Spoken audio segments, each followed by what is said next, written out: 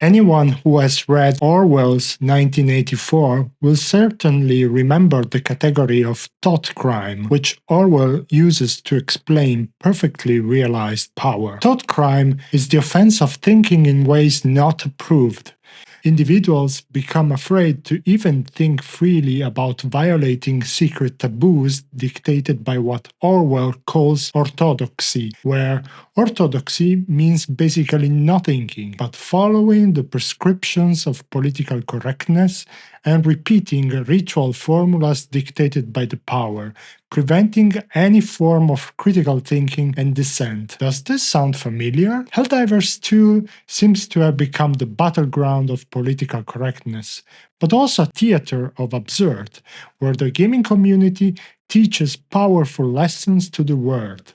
We have seen this with a backlash after its removal from 100 countries on Steam, which determined a continuous decline in the game's player base. We have seen it again in the controversy surrounding a moderator's actions against users reacting negatively to LGBTQ+ furry art, which demonstrate a modern-day form of thought control. The moderator banned players from using a vomit reaction on LGBTQ+ furry art posts and subsequently removed the emote entirely. The controversy began when the moderator, who lists pronouns of she, her, and they, them, and features an LGBTQIA+ rainbow in her bio, announced a zero-tolerance policy towards negativity about gender identity. She stated, quote, "Gender identity is not politics.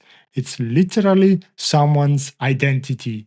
Here in Helldivers 2 server, we have a zero-tolerance policy on any sort of bigotry or hate. The topic of gender identity, especially this month, is not one that's not allowed. What isn't allowed is all the negativity towards people trying to celebrate who they are. However, this policy ironically pushes a specific ideology while silencing dissenting views, much like the enforcement of orthodoxy in 1984. The moderator's decision to ban users was justified as an effort to curb rudeness and bigotry. It also served to enforce a particular set of beliefs. As noted by Grooms, a former World of Warcraft team lead, this kind of moderation behavior fragments community cohesion and enforces ideological conformity. Now, let me be clear on this point. Since I'm a student of Hegel, the thesis I support is rooted in a universalistic perspective aimed at the emancipation of the human race, understanding it as a unit where all individuals, whether black or white, homosexual, heterosexual, Muslim, Christian, are equally expressions of human nature and humanity. Homosexuality is fully in accordance with nature and does nothing against it, contrary to the absurd reactionary thesis expressed by certain political movements. However, in the context of Helldivers 2, we see the use of the category of homosexuality as a dividing factor, creating a phantasmatic, non-existent conflict between homosexuals and heterosexuals, enforced by some community manager or moderator who sometimes is a full-time salaried employee of the game publisher, but most often is an internet volunteer doing this job entirely for free. What really bothers me is that this tactic breaks the unitary concept of human nature, which is composed of both homosexuals and heterosexuals, and sees no inherent contrast between these categories, just as it includes the co-presence of men and women. Human nature exists precisely because of these differences, which collectively uphold the unity of the human race. Now, the problem is essentially this. In every way, power aims to fragment class consciousness and hide the main contradiction, which is the contradiction between capital and labor, the exploited and the exploiters. Every society up to now has been divided into classes. Every story up to now, as Marx teaches in the manifesto, is a story of class conflicts between the dominant and the dominated. In the context of Helldivers 2, power tries harder than ever, especially in the post-1989 era, to hide this conflict. It does so by inventing non-existent conflict, such as those between homosexuals and heterosexuals, black and white, men and women, Islamic and Christians, right-wingers and left-wingers. This ensures that the main contradiction, the capitalist one, remains invisible. Most importantly, it creates conflicts at the base level, a sort of war among the last, which prevents justified anger from rising towards the top of the pyramid where the oligarchic domination of the financial elite is located. These elites have a vested interest in keeping the dominated in a state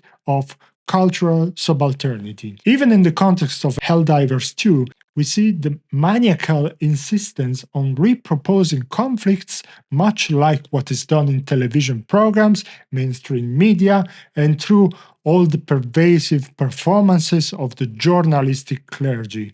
This consensus factory continually reproposes the conflict between homosexuals and heterosexuals, making it seem that this is the great conflict rather than the capital-labor conflict. At the top of the pyramid, the real conflict is obscured. A paradox arises whereby the conflict is no longer between multinationals and workers, between capital and labor, but between homosexuals and heterosexuals. Thus, paradoxically, a hypothetical young community manager homosexual doing his job for free does not see his enemy in the owner of the multinational who exploits his work. Instead, he is made to feel aligned with the very rich homosexual owner of a multinational. In this way, class consciousness is fragmented. Similarly, a young unemployed Muslim, as an hypothesis, should not see his enemy in the young unemployed Christian, but rather in the owner of the multinational or in the dominant form of capital. The episode of banning users for using the reaction on LGBTQ+ art shows how enforcing ideological purity fragments class consciousness. By focusing on censorship, dissent, and enforcing an orthodoxy, real discussions about fundamental social and economic issues are sidelined.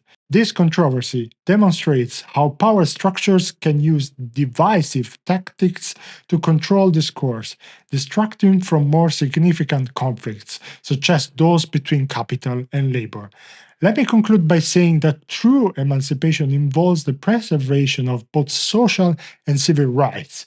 However, the focus on ideological enforcement and censorship in the Helldivers 2 community risks eroding the foundation of free discourse and critical thinking. Instead of fostering a community where diverse viewpoints can coexist, the enforcement of orthodoxy and censorship leads to the fragmentation of community and class consciousness, much like the divided society Orwell warned against in 1984.